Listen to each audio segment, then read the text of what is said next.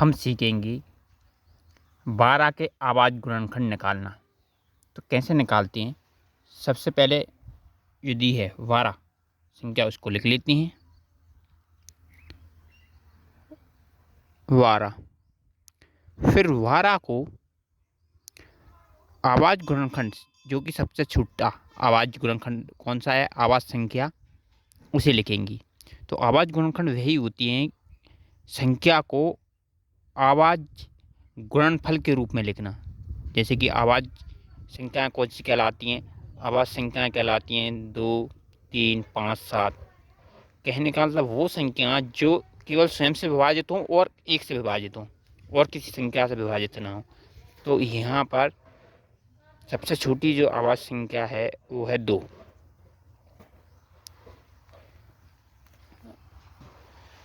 अब 2 को लेंगी तो क्या करेंगे हम? कितनी बार जाएगा? 6 बार भाग। फिर 2 को लेंगी, 2 3 6, 3 आ गया। अब 3 को कितनी? 1 बार। तो इस तरह 12 को हमने तोड़ लिया। कैसे तोड़ा? 2 से भाग दिया 6, फिर 2 6 में दिया 2 का भाग 3 3, इस तरीके से। तो ये जो आवाज़ संख्याओं के रूप में इसे तोड़ा 12 को हमने, वही हमारा आवाज़ गुणनखंड होती हैं। 2 गुणा 2 इंटू 3। अब आगे इसे कर सकते हैं हम। यहाँ पर कुछ घात नहीं रहती तो 1 रहती है, 1 रहती है तो 2 कितनी हो जाएगी? 2 पे 2 की घात और 3 पे 1। यही हमारा आंसर आ जाएगा। तो इस तरीके से हम तोड़ते हैं, वो यही कहलाते हैं आवाज़ गुणनखंड।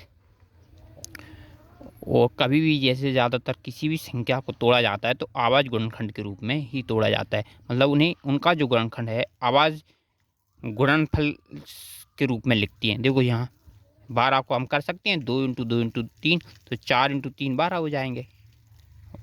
4 इंटू 3 इसलिए नहीं लिखा क्योंकि 4 जो है भाज्य संख्या है, हमें लिखना है आवाज़ के रूप में, इसलिए 2 इंटू 2 कर दिया। Thank you.